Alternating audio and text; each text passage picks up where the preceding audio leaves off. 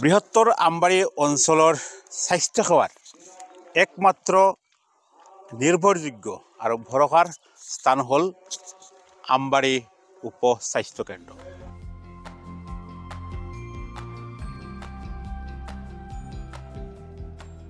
কিন্তু অত্যন্ত পৰিতাপৰ বিষয় যে আজিলৈকে কোনো এখন চৰকাৰে আমবাৰীৰ স্বাস্থ্য সেৱাৰ উন্নয়নৰ বাবে বা এই উপস্বাস্থ্য কেন্দ্ৰখনৰ উন্নয়ন কৰাৰ বাবে কোনো পদক্ষেপ গ্ৰহণ কৰা নাই।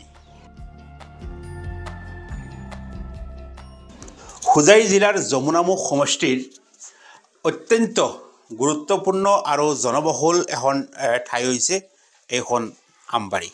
যদি এই আমবাৰী অঞ্চলৰ কাৰোবাৰ ভালকৈ জ্বৰ উঠে বা হঠাৎ কিবা এক্সিডেণ্টৰ সন্মুখীন হয়, তেন্তে ইয়াৰ পৰা যাব লাগিব ডবকা নহ'লে নীলবাগান বা হোজাই।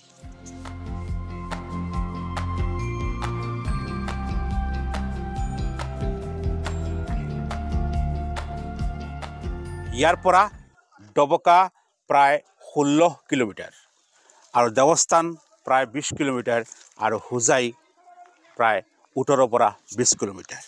এই বৃহৎ এলেকাত এতিয়ালৈকে কোনো ধৰণৰ ভাল স্বাস্থ্যসেৱাৰ চৰকাৰী ব্যৱস্থা নাই। বৃহত্তৰ আমবাৰী অঞ্চলৰ মানুহৰ স্বাস্থ্যসেৱাৰ ক্ষেত্ৰত একমাত্ৰ ভৰসাৰ স্থান হৈছে এইখন, যিখন বৰ্তমান ভূত বাংলাত পৰিণত হৈছে। ইয়াত স্বাস্থ্যৰ নামত কোনো এটা সুবিধা চৰকাৰৰ ফালৰ পৰা এতিয়ালৈকে প্ৰদান কৰা হোৱা নাই। চাওক, আমাৰ এই বৃহত্তৰ অঞ্চলত আমবাৰীত এখন উপস্বাস্থ্য কেন্দ্ৰ আছে। মই জনামতে অসম চৰকাৰে গোটেই অসমতে স্বাস্থ্যৰ ক্ষেত্ৰত বহুতো কাম কৰি আছে আৰু আটাইতকৈ আমাৰ পিছপৰা অঞ্চল আমবাৰী গাঁও পঞ্চায়তৰ অঞ্চলৰ ভিতৰতে আমাৰ উপস্বাস্থ্য কেন্দ্ৰ। এই উপস্বাস্থ্য কেন্দ্ৰখনত এতিয়া এজন ডক্টৰো নাই। আজিলৈকে আমি আমাৰ গৰ্ভৱতী মহিলা হওক আহি পেলাই ডবকা যাব লগা হয়, নীলবাগান যাব লগা হয়। ইয়াত এটা সুস্বাস্থ্যৰ ব্যৱস্থা নাই। গতিকে আমি অসম চৰকাৰত অনুৰোধ জনাওঁ যাতে আমাৰ এই উপস্বাস্থ্য কেন্দ্ৰখনক উন্নতকৰণ কৰি পেলাই আমাৰ ইয়াত ভাল ডক্টৰ দিয়াৰ কাৰণে আমি অসম চৰকাৰক অনুৰোধ জনাইছোঁ। গতিকে আজিৰ এই ভিডিঅ'টোৰ জৰিয়তে মই মাননীয় অসমৰ মুখ্যমন্ত্ৰী হিমন্ত বিশ্ব শৰ্মা ডাঙৰীয়া, প্ৰধানমন্ত্ৰী বা স্বাস্থ্য বিভাগক অনুৰোধ কৰিব খুজিছোঁ বা আপোনালোকৰ দৃষ্টিগোচৰ কৰিছোঁ।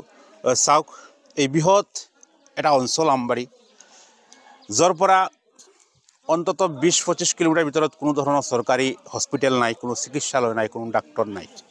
এনে ক্ষেত্ৰত এই অঞ্চলৰ মানুহৰ যদি স্বাস্থ্যজনিত কিবা জৰুৰী অৱস্থাই দেখা দিয়ে, কিন্তু এই মানুহবোৰ যাব ক'ত? কেইবাখন গাঁও পঞ্চায়ত লৈ আমবাৰী এই যিখন উপস্বাস্থ্য কেন্দ্ৰ আছে, এই উপস্বাস্থ্য কেন্দ্ৰখনক প্ৰাথমিক স্বাস্থ্য কেন্দ্ৰলৈ পৰিৱৰ্তন কৰি যাতে এজন ডাক্তৰৰ সুবিধা কৰি দিয়ে, যাতে আমবাৰী অঞ্চলৰ দুখীয়া ৰাইজৰ কিছু এই ক্ষেত্ৰত সহায় হয়।